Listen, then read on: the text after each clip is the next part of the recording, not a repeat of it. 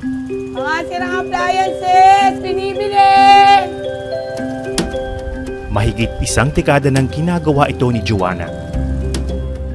Basta dyan, biling ko na. Ang magbahay-bahay sa Malabon, sakay ng kanyang kolong-kolo para mamili ng sirang appliances.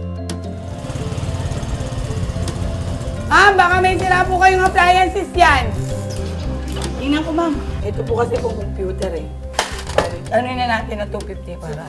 Dahil sa kanyang sigasig at pagpupursige sa mahirap na trabaho, nakilala siya sa komunidad. Mga sirang appliances, binibili!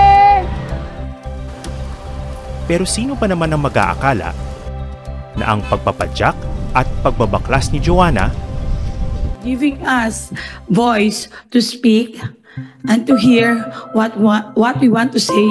And dadalhin siya sa iba't ibang bansa. Wow! Sumakses!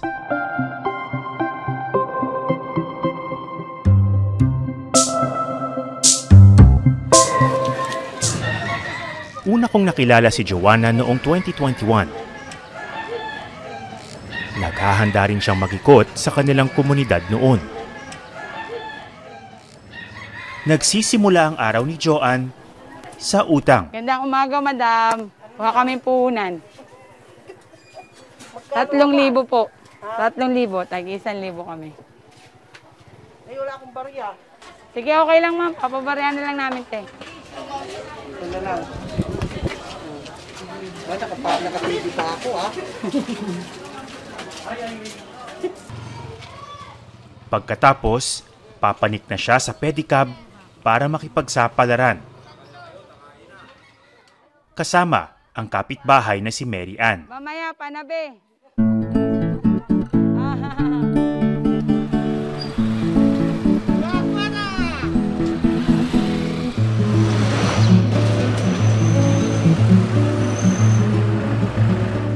Mga sirang TV, washing, electric fan, CPU, aircon, binibili! Nag-iikot sa paligid sina Joanne para bumili ng sirang appliances at iba pang kasangkapang dekuryente.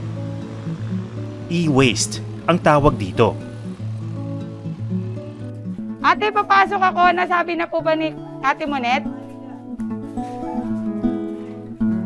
Ate, biling ko po yung aircon. Sabi niya. Opo. Buhay naman ng kasangkapan ngayong araw, isang lumang air conditioning unit. Thank you. Eh, paano yung ano? Pag Hindi, ako na po. Dalawa po kami ni San. Sige po. Ayaw po namin.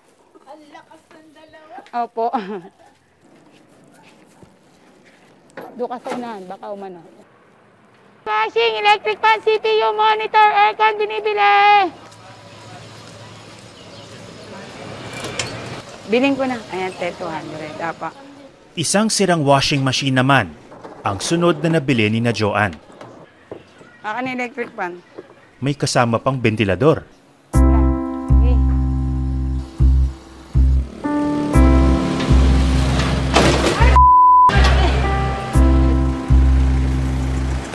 Hala! Baka may mga sira kayo dyang rep!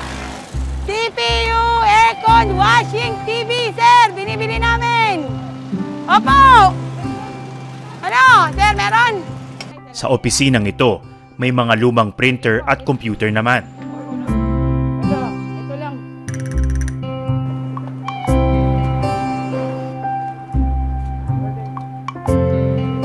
Boss, baka may sira kang appliances dyan, boss. Binibili namin. Salamat po. Habang dumarami ang naiipong kasangkapan, bumibigat ang pedicab ni na Joanne.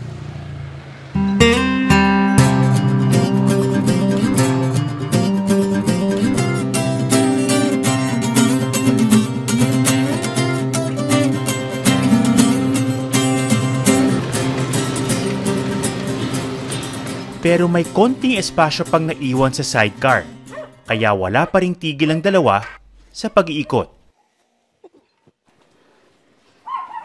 Opo, mahirap po talaga.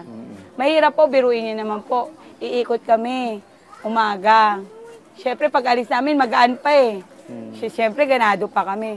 Pero yung, nandiyan na yung bigat ng kalakal, tapos pumapadya ka na, sinasabayan mo pa ng sigaw, mahirap po. Ang naipong appliances ni na Joanne, hindi pa pwedeng ibenta sa junk shop. Binabaklas muna ito.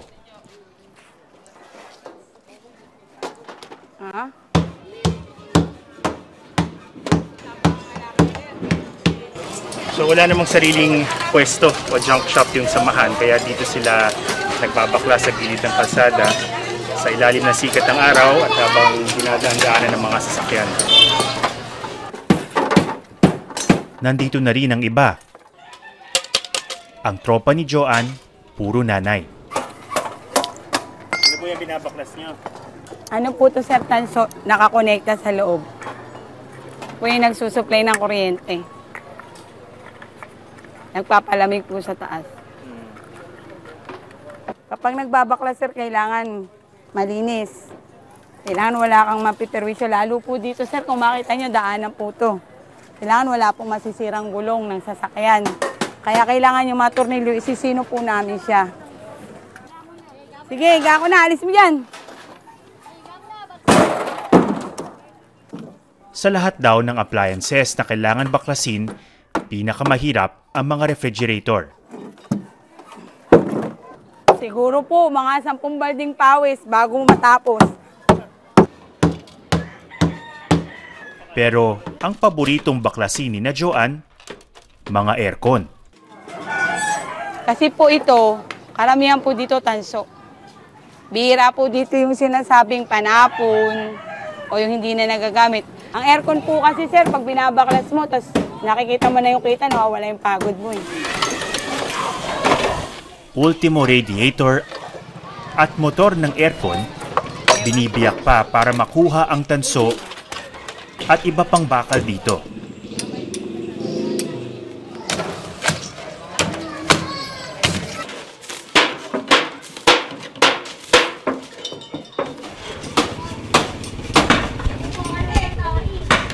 Ito na yung mga nakuha natin mula sa isang buong araw ng pagbabaklas. Yung mga naibebenta, ito yung pinakamahalaga, yung tanso. Ito yung mga tubing galing sa aircon. Tapos ito yung galing sa makina, no? Opo. Tapos meron tayong mga board, iba-ibang klase. Anong pinakamahal dito? Motherboard po. Ito, kinikilo rin ito tapos binibenta. Pero iba pa siya dun sa board ng galing sa TV, VHS po. VHS, at ibang mga appliances. Tapos yung mga bakal, iba-iba rin yan. Meron tinatawag na BI daw. Ito. Tapos ito yung bakal. Ito, aluminum. Tapos yung mga plastic, iba-ibang klase rin. Separate nyo na para mama hindi na natin. Pero may isang appliance dito na hindi masyadong ginagalaw ng mga nanay. Yan ang mga lumang telebisyon at monitor na merong cathode ray tube o yung tinatawag na CRT. Yan yung babasaging tubo. Gaya nito.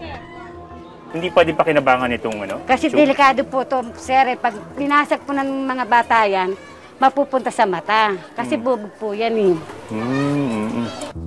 Ang bubog galing sa mga CRT, hindi lamang nakakasugat. Naglalaman pa ito ng lead at iba pang kemikal na lubhang masama sa kalusugan. Dati, kung saan-saan lamang itinatambak ang mga lumang TV.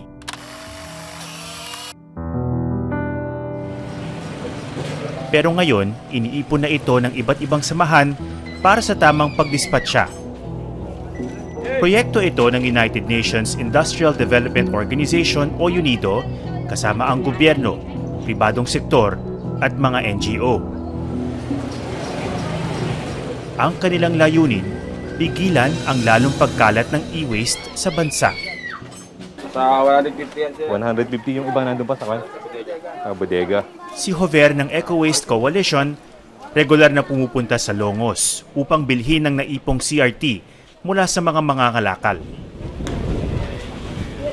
Kwento ni Hover, kulang pa ang kaalaman ng publiko tungkol sa mahalaga at masalimuot na proseso ng e-waste disposal. Hindi naman to kilala sa atin eh. Yung karamihan kapag sinabing nangangalakal, ang nakapokus tayo din sa dyaryo, bote, garapa. Pero yung hindi nila alam, na may ganitong klase ng hanap buhay, yung pangangalakal mula dun sa mga electronic waste. Isa lamang ang Barangay Longos sa 4 na lugar sa Metro Manila na sakop ng proyekto. Tinuturuan at binibigyan nila ng training ang iba't ibang samahan ng mga mangangalakal. Bukod pa sa suporta sa kagamitan at pinansyal.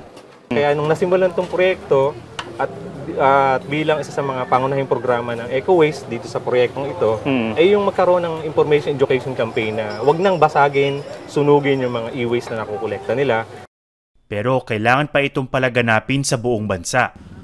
Sa Pilipinas, halos 6,000 tonelada raw ng e-waste na mula pa lamang sa mga desktop computer at TV ang naiipon taon-taon. Marami sa mga ito, itinatambak lamang sa bahay.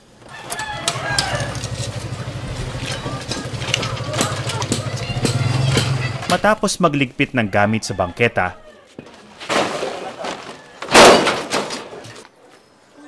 dinala na ni Joan ang kanilang kalakal sa junk shop. Madam Dam. Nalapag ko na. Dahil hindi ko na kaya. Ito po, IC. Kaya Alma, sabihan mo ko pag isa lang. Pagbakan-bakan. Sabihan mo. 300. Ay, Kamusta kita? Bali, kumita po kami ng nasa 1,000 plus din. Happy ka na ba nun sa ganong kita? Wala po tayong magagawa eh. Ito po yung kinaya ng padyak namin sa maghapon.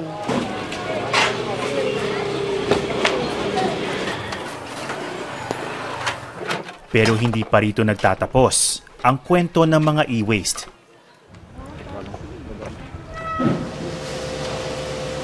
Sa isang pasilidad sa Calamba, Laguna, dinadala ang mga sirang TV mula sa Longos at iba pang lugar sa Metro Manila.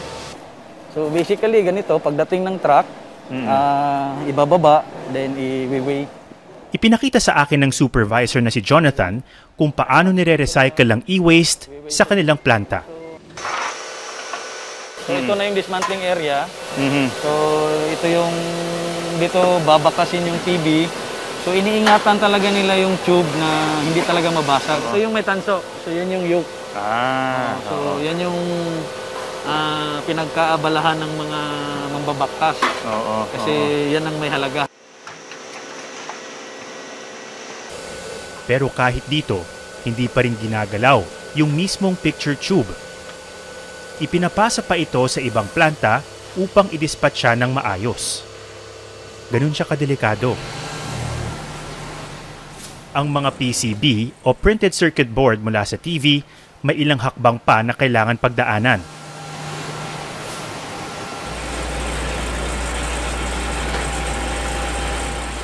So yung PCB, yung board, yun po yung ika-crush after nung ma-dismantle, ika-crush natin. After ma-crush, dadalhin din dun sa treatment.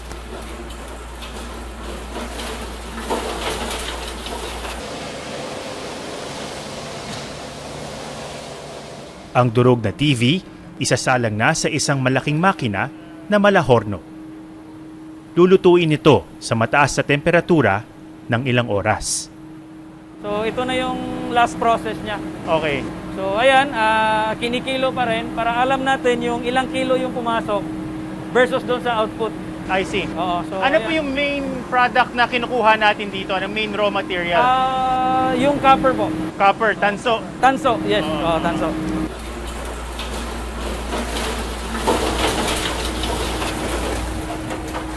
Kapag natapos na ang proseso, ito ang resulta. Ito yung copper niya. Ito yung tanso. Oo.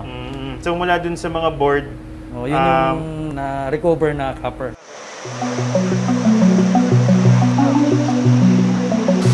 tamang galing, kaalaman at makinarya ang kailangan sa e-waste disposal dahil sa mga panganib nito sa kalusugan. Yung plastic casing ng mga lumang TV, may mga lason pala ang mga ito. Gaya ng polybrominated diethyl ethers o PBDE, isang flame retardant na may bromine. At heavy metals tulad ng lead, arsenic at chromium. Gamit ang isang scanner, pinatunayan ito ni Jonathan. So ganyan ang pag-test, ilalapat lang siya talaga. Yan. So hintayin ng 10 seconds. Okay, complete. So check natin yung result niya. Ang bromine is 148,000. Opo. Oh, 148,000 640. 640.12. So ang acceptable lang is 1,000 below. Wow, edi ang taas So nito. sobrang taas niya. Ang tamang disposal ng e-waste, hindi lamang para sa kalusugan, mabuti rin ito sa kalikasan. Dahil ang lason mula sa e-waste, masama para sa mga halaman at hayop. Bukod dito, malaking tulong ang pag-recycle para mabawasan ang pangangailangan sa mga hilaw na materyales, gaya ng tanso at ginto na kailangan minahin. Para hindi na yung iba nating kababayan maghukay pa ng ginto. Kasi pwede naman palang i-recycle galing sa mga appliances na di na pwedeng magamit. Kasi yung paghukay ng mga metals, may hangganan din yan yung mining. Oo, pag naubos, wala na tayong minerals makukuha.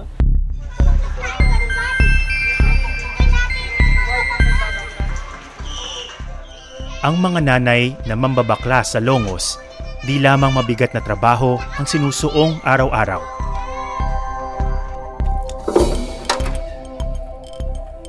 Buong tapang din nilang hinaharap ang hamon ng pagiging babae sa ganitong uri ng hanap buhay. Yung ibang katulad din namin mga kababaihan, na pag nakikita kami, ano ba yan?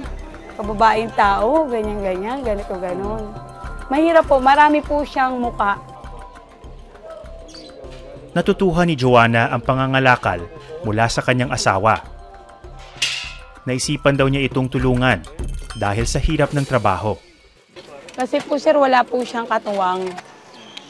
Alam niyo yung pagdating niya, makikita mo siya pagod, tapos gutom. Siyempre ikaw bilang asawa, naawa ka sa kanya. Kaya po kailangan talagang aralin. Bilang isang nanay, ano yung pakiramdam mo na nagagawa mo to at nakakatulong ka doon sa kabuhayan ng iyong pamilya? Masaya naman po. Pero minsan pinag-aawayan po namin mag-asawa kasi nahihiya po siya. Bakit siya nahihiya? Kasi dapat daw po hindi ako nangangalakal. Ayaw niya po ako nangangalakal kasi dapat daw po trabaho niya yun eh.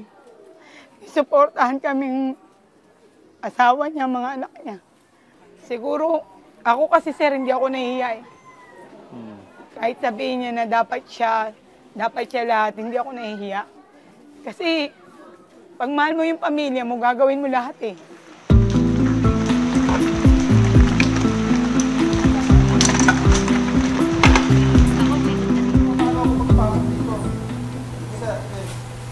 Makalipas ang 4 na taon, muli kong binisita si Joanna sa Malabon. Hello ate! Ay, hello po, Sir Atom. Okay lang po. Opo. Eto po. Sige, hindi na kita kakamayan dahil... Opo, madumi po yung kamay ko. Opo. Ganda ng bago niyong lugar Imbis na magbakla sa kalsada, dito na ang bagong pwesto ni na Joanna ngayon. Isa itong community e-waste recycling facility na pinondohan ng isang international organization sa tulong ng pamahalaan. Ano yung binabaklas mo ngayon? Ano po, monitor po.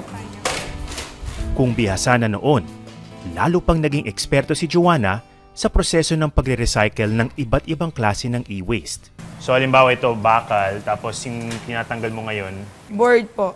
yung board. Opo. Kinikilo rin to no? Opo. Tapos itong sa harap, Yan po ay mga tapo na. Ayan po tapo na to? Opo. Ayan po yung mga ano nila. ano to, parang parang backing lang o sa screen to? Screen po yan, sir. Lahat po yan. Hindi naman toxic ito. Hindi naman po siya ganun ka-toxic. Usually, sir, ang toxic po kasi yung mga plastic. casing. So, pwede ko dilaan to? Malaki, sir. Nang lipunan sa amin, ganun na lang. Malaking tulong daw kina Joanna ang pagkakaroon ng maayos na pasilidad para sa kanilang trabaho. Lahat po ng gamit namin ngayon ay electronics na. Ito, no? Hindi mano-mano. Hindi na po siya. Tapos, Ano to? Pinipisi lang? Opo. Yan, ganyan. Yan. Parang itatapat nyo lang siya sa tornilyo, tapos... Mas mabilis ang Opo. trabaho. Tsaka mas safe po. Kasi dati, kapag pilip, talagang pag dumulas, may tendency na... Baka matamaan Opo. ka. Tsaka ang kagandahan nito, merong bangko. Opo. Kaya hindi kayo Dati. hindi masakit sa likod Opo, na opo. nakatuwad kayo. Nung nakita niyo po kami dati, talaga nakaupo kami sa kalsada. Tapos pinapalo nyo lang dun Oo, sa pinapalo sidewalk. ko po.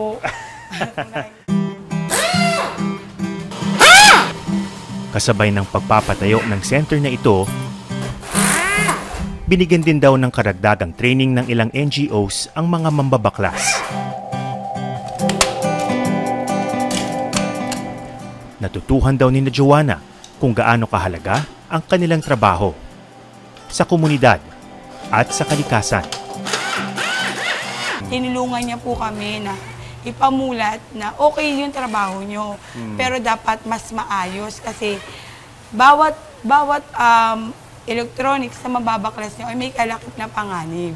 Ano siya sabi mong panganib dati? Ito dati rini-recycle. Opo, pag ito po, halimbawa po, ang bromine nito is 2,000. Oo. Ang ano po is 1,500 pababa. Yun lang ang pwede Opo, dapat. pag ito po nasama sa tunawan o sa factory, lulusawin po ulit yan. So magpuproduce po siya ng another product na pwedeng tabo, pwedeng timba o hanger o zipper, pwedeng kutsara na pag nagamit po natin, Toxic. makuha po yung toxic, mapupunta po sa atin. Nilista mo muna dapat lahat ng items bago tayo. Dahil sa kanyang sipag at galing, isa pang karangalan ang dumating sa buhay ni Joanna. Ang maging kinatawan ng Pilipinas sa ilang mga conference sa labas ng bansa. I would like to thank you, everybody here. It's my honor to be here and talking about our story.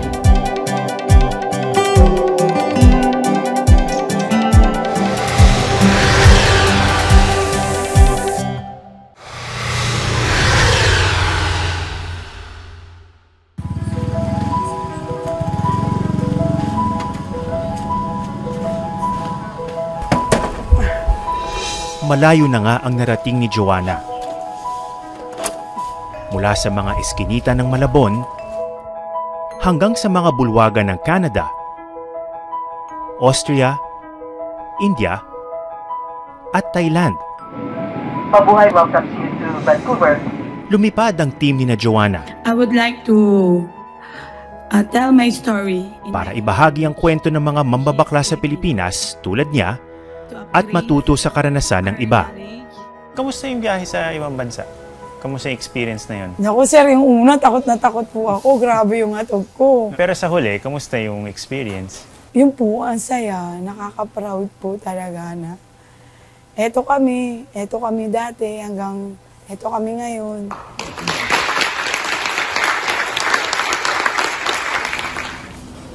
Sa kabila ng lumalawak na mga responsibilidad bilang leader ng kanilang samahan,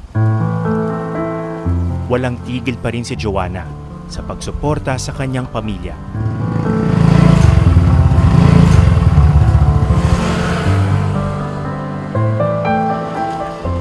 Pagkatapos ng kanyang gawain sa e-waste facility,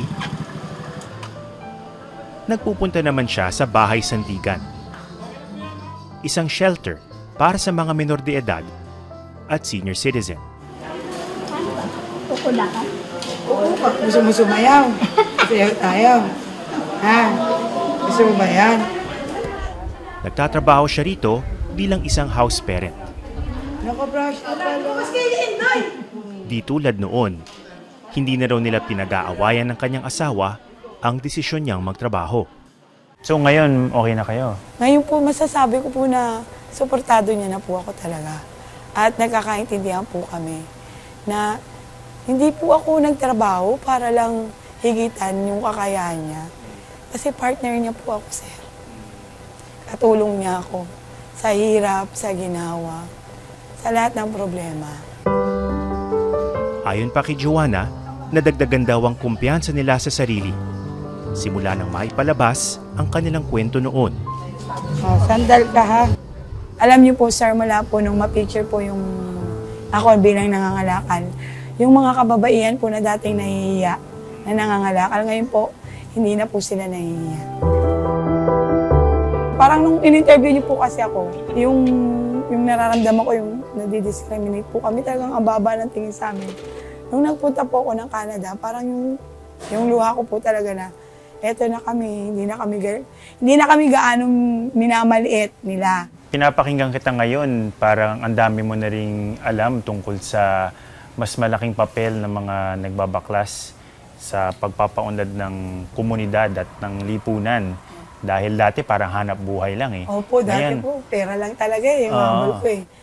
Ngayon po, sir, yung responsibilidad na hindi lang dapat makita natin yung pangangalakal na hanap buhay lang. Kung di dapat maging responsable din po kami bilang mga ngalakal. Na kung ito yung hanap buhay namin, mahalin namin. At at the same time, mahalin din natin yung kalikasan at yung nakapaligid.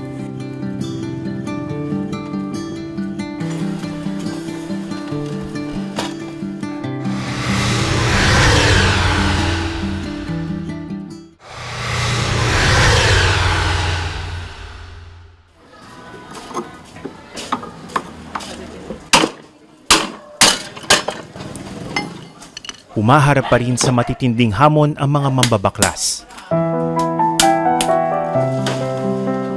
Pero ang mga tulad ni Joanna, hindi nalilimutang lumingon sa pinanggalingan. Hoy, ano yung aircon mo dyan? Nabenta mo na? At magpasalamat sa layo ng narating bago muling sumabak sa laban. Magandang gabi. Ako si Atom Araulio. At ito ang Eyewitness.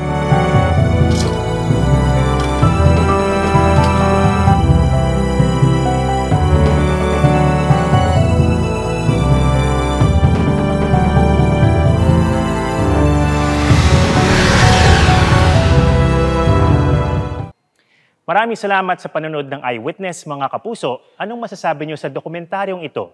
I-comment na yan at mag-subscribe sa YouTube channel ng GMA Public Affairs.